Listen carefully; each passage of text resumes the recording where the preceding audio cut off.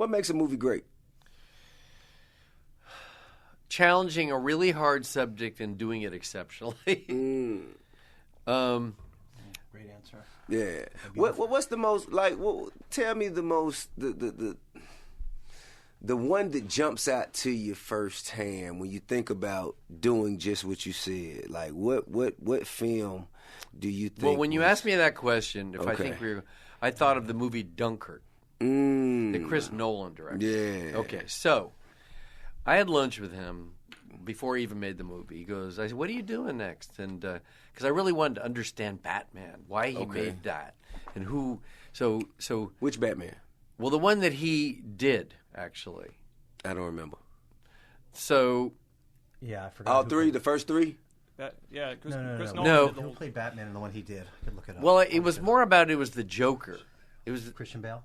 Yeah. Young people. Got you. Young people. Thank you. See, There you fresh go. minds. Well, I hope you edit this so we look smart. Let's look smart on this one. Yeah, we'll be Okay. all right. But anyway, see, yeah. smart thing is recognizing that you don't know, so you can find the right perfect. answer. There you go. Good. Anyway, so I thought. So I should have cut right to the chase. Was he tells me I'm doing a movie called Dunkirk? I said, what is Dunkirk? He said, well, it's a war that was fought, a battle that was fought that everybody in Western Europe knows, but I didn't know what it was. So I thought, okay, he's doing a subject that I don't really know anything about. Mm-hmm. Now the movie comes out, and it blows my mind because I didn't know, I had no familiarity with that particular war, battle. Right. But yet it was completely captivating, and it was completely captivating because he created a sonic and cinematic world that was so different than I'd seen or heard before. And so that blew my mind because it's very hard to get exposed to new subjects. Mm-hmm. And then now you're exposed to a new world and a new subject, and he's creating mind-expanding rules, cinematic and sonic rules, in a universe that was very special. So I thought that was quite inventive. And the music was Hans Zimmer's score was spectacular. It was like a sound that I'd never heard. And you knew all of this from conception, from him saying what he was going to do next. No, I knew none of that. All I knew was that he was doing a movie on called Dunkirk, and he said, you'll hear about it, and he told me a little bit about it. But I didn't want to make him tell me the whole movie's making a lunch, because that could be kind of homework exhausting for him. I'm trying to leave a good impression. Right. So basically I didn't know that much about the subject. I didn't learn on any of that until I actually experienced the movie. But I even recently just liked 1917, that movie. Okay. Also because it involved me in a really kind of emotionally palpable way immediately. Okay. And I didn't expect that it would. Right. Why not? Well, because I just wouldn't see a movie called 1917.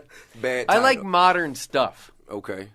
So it wasn't something I would go see, but when I did, it, again, kind of blew me away in terms of the filmmaking itself. Right. It's funny, by your definition of a good movie, when you just said a challenging subject, and I'm not pandering to you, Brian, and even if you weren't here and you said that, I would think A Beautiful Mind came to my mind in 1 second. You. Without, not even because you're sitting here, really. So, thank you. And I'm surprised that you didn't say that. I mean, well, I don't want to say my own movie, but I don't mind you. I like the you. It's no, I mean.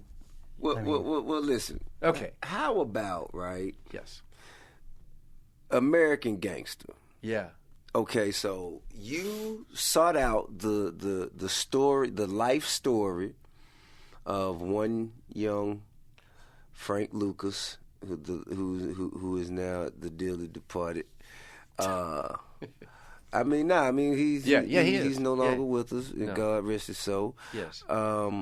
But what made you do that film, and what made you recognize him to celebrate this story or to tell this story? Because it's, again, truly significant and impactful to the culture. Okay.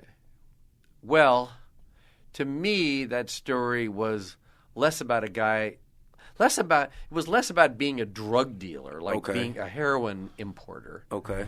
It was more about a man that was deeply in need and in deep pursuit of respect. Yes. And to me, that was the same, it was the same kind of force that made me want to make Apollo 13 that starred Tom Hanks. Right. Which was, it's about emotional and psychological survival. Mm-hmm.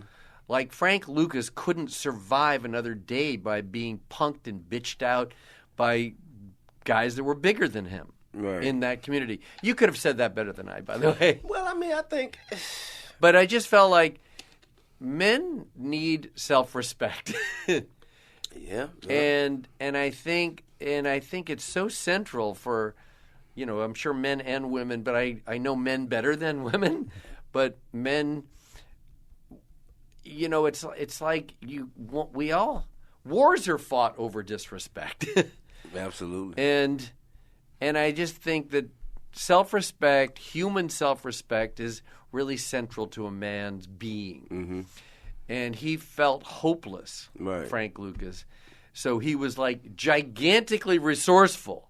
Mm-hmm. A semi-literate black man from North Carolina decides he's going to go to Southeast Asia and trench up the Mekong Delta to a place that's completely foreign to him to ultimately get self-respect. Well, I can understand that. That was my interpretation. I can understand that. I think that, the Frank Lucas story is, to me, a man who came from nothing and, migrated from the South up to, a land of prosperity, found out same thing you do, identify who are the people who can help me, how can I get to them, how can I take what information do I need, and how can I use this information to move myself forward in a world, and he did it with such confidence in a world that would have loved nothing more than to ignore him. Now, of course, that's right. Along the journey, decisions were made that probably either of us wouldn't have made them. You Correct. know what I'm saying? Yeah. And I can't agree with everything, but I'm saying just speaking on just where his life could have been had he settled for it. Yeah. And where he directed it to go. You know what I'm saying? In spite of the circumstances. Yes. Yeah. I think, I think that's a story worth telling. And the thing is, not many people in your position who look like you understand the relevance of such a story. Oh, thanks. I'm trying to get to the root of how it is you can just go anywhere in any culture and find the story. Like, what was the moment Thank that you. You said Spike Lee gave you that script and you knew that was the moment. What was your moment to go, oh my God, I'm going to tell this story? From A Beautiful Mind to Boomerang to Inside Man to, to American Gangster. All of the, you've and Dunkirk, you've gone into different labyrinths, if you will, and pulled out the significant piece of a story that you feel should be showcased. Okay. Well, because I'm deeply obsessed with human capacity. And so when people exceed what they think their human capacity is, they exceed it. Okay. That interests me. Okay. And so when it's a unique world and there's a person that's at the center of that unique world, a character, right, that is, then I'm interested in it. Well, I'm happy you became interested, especially in American Gangster, because you actually hired me for that. Well, I did, but what made me, of all the people, what made you consider me? Okay, first of all, you were a huge star. Well, still am. You are, so, but I'm just joking. But the movie was then, so I'm just saying, you still are for sure. No. Just joking. Yeah, of course. And then, but you were top of mind because, okay, so by you being in our movie, what made me interested is you're a huge star, and you're authentic. With authenticity, our movies need as much authenticity. Every story needs validators to create more and more authenticity for that story. Right. So by having you in the story and a few others in that story and Denzel in that story, sure, it feels like real, you know? And things that feel real have the greatest impact on readers or audiences, human audiences. Right. So why I was interested in you was, again, I liked your music a lot. My kids liked your music a lot. That'll help you. And then I was very, very blown away that you were willing to shut your very lucrative music career down for, I think, at least 6 weeks to be in this role. I thought, well, that's a huge sacrifice.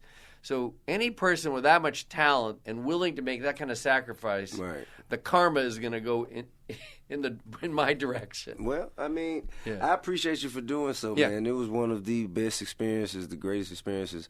I probably learned more on that set than I have anywhere else, working with Russell Crowe and Denzel and Ridley Scott. Even Common and you know, Chiwetel, RZA. It was just a phenomenal cast, you know what I'm saying, that you know, that was very well put together, and I'm proud to be a part of it. Oh, thanks. I remember sitting here, just really quick, because I was when we had the meeting with you in your office. Oh my God, you remember that? Yeah, of course I do. Oh, okay. In Beverly and Wilshire. Yeah. Old office. Yes. I remember we had this meeting, and you had your conversation. I was there, and you picked up the phone and you called Ridley Scott. You actually picked up the phone and said, "I want you to meet somebody." And we went and met with him. You're kidding. Shortly after. Really? It was either that day or the next day. But you literally I on the love spot. that. I forgot that.